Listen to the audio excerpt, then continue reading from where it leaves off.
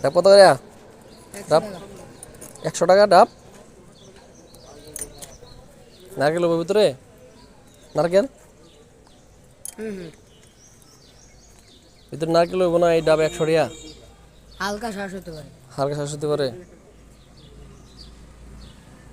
ডাব কেনা কত করে পড়ছে? হুম, কিনা কত করে পড়ছে? না কিনা বলছি তোমার 90 টাকা। 90 টাকা কিনা। তা